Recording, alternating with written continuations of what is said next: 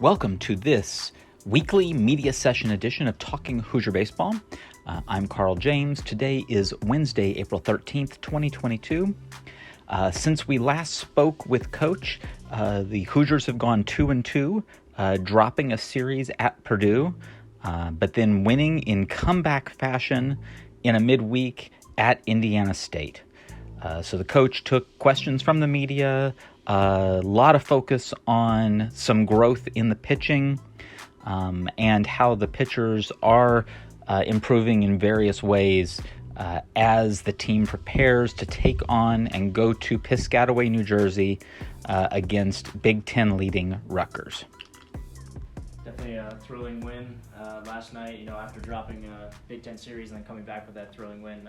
What does that do for the morale in the clubhouse heading into Rutgers, a pretty good team, a surging team? Yeah. I think the big takeaway was just Ty Bothwell and Ryan Kraft and those guys on the mound. That was the big takeaway for me. And we've done that several times in the last few weeks where the offenses got into the bullpen and made a late charge, and we just haven't had the pitching there to be able to allow us to come all the way back. But the way that we pitched yesterday is what we've been capable, and things that we talked about, against an Indiana State offense that's terrific. I mean, they're going to the game, they're hitting .313 as a team, and really veteran and very, very well coached. And so the big thing for me is just seeing those guys settle in and executing pitches, and the resurgence of Ty Bothwell and the reestablishment of Ryan Kraft. Those guys, that's what I take from that. And any time that you do have that kind of a pitching performance, it does give the team some, just a lot of confidence and excitement. And I was just really happy for the kids, to be honest with you. We've had a lot of those opportunities where we've come back and made a run at things and come up a little bit short. And so to have one of those comebacks fulfilled and to be able to win that game late, I was just really happy for them. They've earned it. They deserved it. They've been through it. And to have it finished off, I was really, really happy for them. You mentioned the pitchers, especially Bothwell, Kraft, those guys, the relievers. What did you see from them yesterday? What led to their success? I know I've said this a million times, just establishing a fastball to both sides of the plate. Not trying to get a fastball in, just landing a fastball in, land a fastball away, land your breaking ball or your off speed or your changeup, and then be able to finish it from there. So, it's something that we've worked on. It's something that we've done for 6 months, something I've done in the past. It's just having the confidence in the fray, in the heat of the moment, to go out and execute those pitches to zones and locations. We can have great stuff. We can have great metrics, but unless we throw them into the zones and quadrants where they need to be executed, they're not going to be successful at the clip they need to be successful. And then secondly, above that and beyond that, we had 4 walks, right? One of them was a kind of an intentional walk there to their guy. In the 9th, that guy was not going to beat us, or if he was going to have to spin off the plate. And so we had 3 walks on the night. And so when you do that, you have no hit by pitches, and you have 3 walks, and you command a fastball to both sides of the plate. You land your off-speed pitch for a strike, and you can expand from there. You have an opportunity to do that. Those are the same guys that have had some struggles and some successes, but those are the same guys that we've believed in and we continue to believe in. But that was the big difference for me. It was just establishing both sides of the plate with a fastball, and then being able to complete the pass on your off-speed pitch and not give away free bases, which is obviously what we've been working on.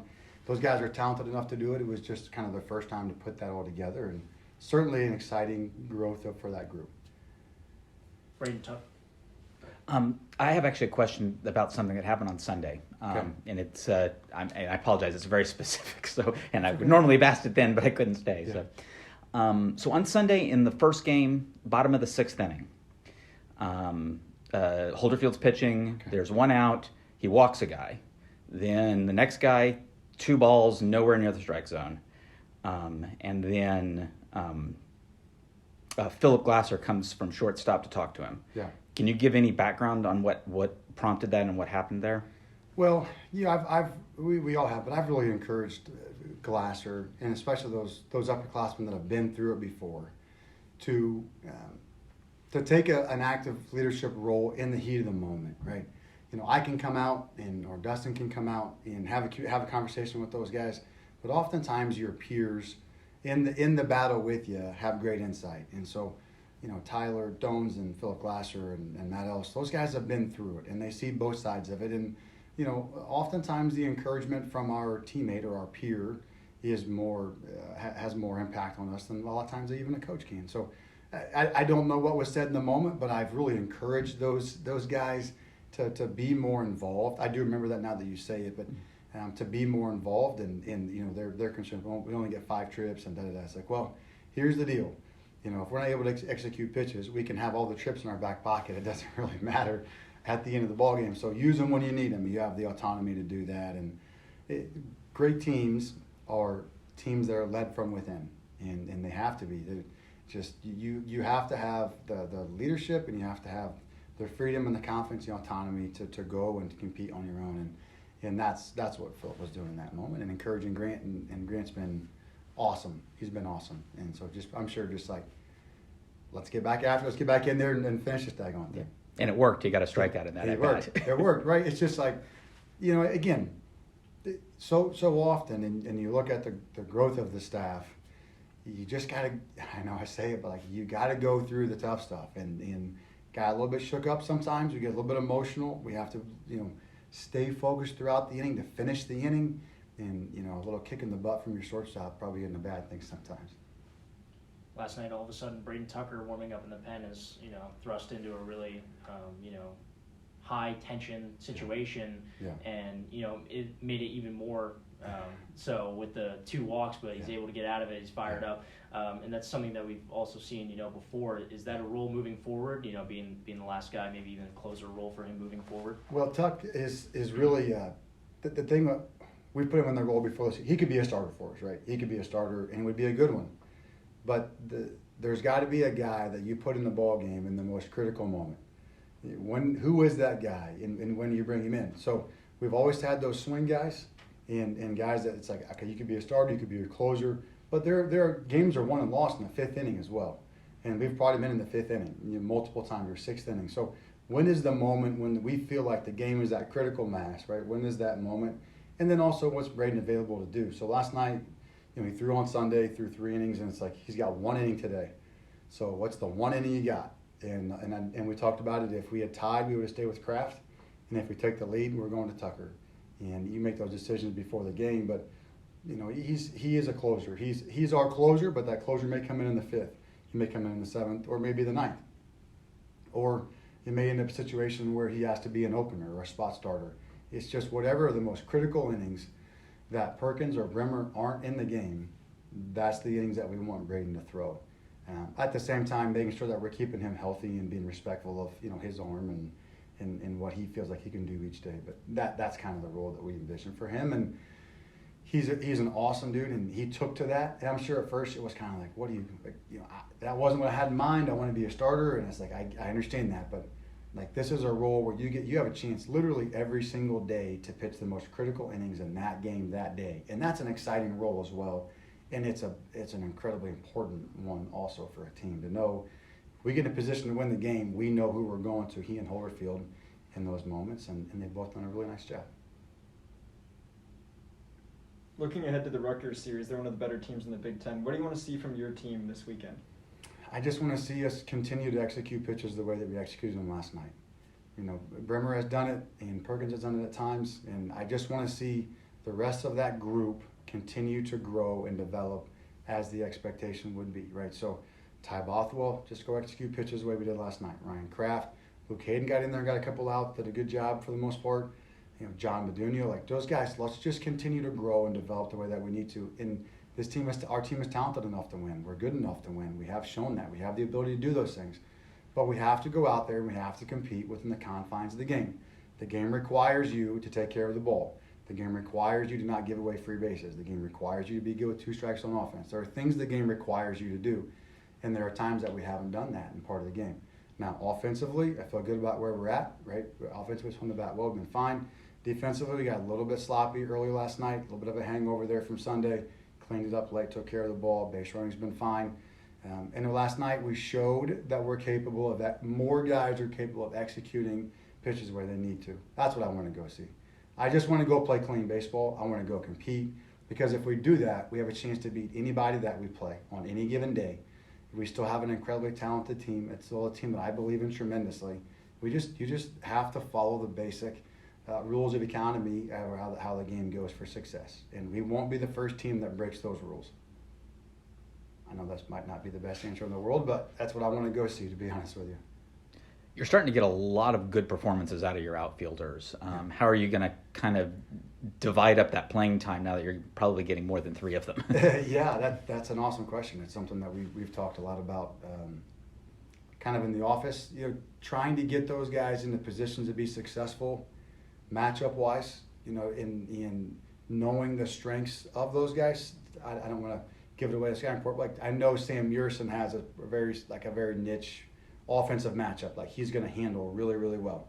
Some that he's not. And some Hunter Jets you're going to handle really well. So trying to find those guys the right role, while also giving guys a breather at times. Carter, trying to give Carter a little bit of a breather. A freshman that's played literally, I think, every game of the season, give him a breather, and that worked out. You could kind of pick his spot last night in a good matchup in that situation. But that would be the big thing, and keeping all those guys fresh, but also putting them in situations or positions to be successful, and then how injuries play a part of it as well, because those have been a part of it. But it's a good problem to have. It's a good problem to have, to be able to have a bunch of young, talented guys that are going in there and playing well offensively. We have to be better defensively. We've had some misreads and some, I don't want to say miscues, but just balls. I thought there was 2 or 3 balls last night in the outfield that we should have caught. And you have to play both sides of the ball. You can't just you have a responsibility to the pitching staff. You don't just get to play on one side of the ball. So I know that's not necessarily a great answer, but the big thing is just the matchup, and then obviously how who's catching, Matt or Pete, and then how does that impact the DH spot and those kind of things too. So it just kind of be day by day and matchup by matchup, and then hope that if I can bring a guy off the bench, it's as successful as it was last night. Looking ahead to the weekend rotation, Perkins has gone on Friday, Bremer on Saturday. There's still sort of question marks for Sunday. Yeah. As we get sort of further along into the season, is that role starting to become a little bit more cemented of seeing Stahl throw a lot on Sunday, or? Well, this week we'll go with Perkins on Saturday and Bremer on Sunday, just because I don't want to bring him back on short rest again. We've done that I think we've played 4 Sunday doubleheaders, which is murder on your team. And to keep bumping those guys back a day and then up a day, I would like to just keep him on Saturday, keep him on Sunday, and then we'll fill in on Friday from there. And so we'll kind of see. But you have a duty as a coach to keep your guys healthy and put them in situations to be successful. And part of that is not throwing guys on short rest, 3 out of 4 weeks or 3 out of 5 weeks. I don't want to do that. So we'll go Saturday, Sunday with those 2 guys, and then on Friday we'll have to kind of sit down here, after last night. I know the guys are throwing pins and that stuff, and make a decision on what we're going to start with on Friday, and then kind of go from there. But we'll see if Nate's available for it or not, and kind of what his role is going to be in the weekend. But he ends up kind of being the guy, or he's kind of up on Friday if we need him in, he's that bridge guy between Holderfield and Tucker. He's kind of been that bridge guy if we need him, and then if not, he'll slide to that opener on Sunday. And he's done that a couple times. So I'd like to not do that with Nate as much if I can avoid it, just because getting him up on Friday and having pitch on Sunday is a little harder for him. But that's life. You gotta balance it out from there too. Thank you for listening to this weekly media session edition of Talking Hoosier Baseball. Due to the nature of the road trips ahead, most likely the next time we will talk to Coach will be after the Cincinnati game. I will be traveling to Cincinnati, and hopefully we'll get an interview with Coach after that.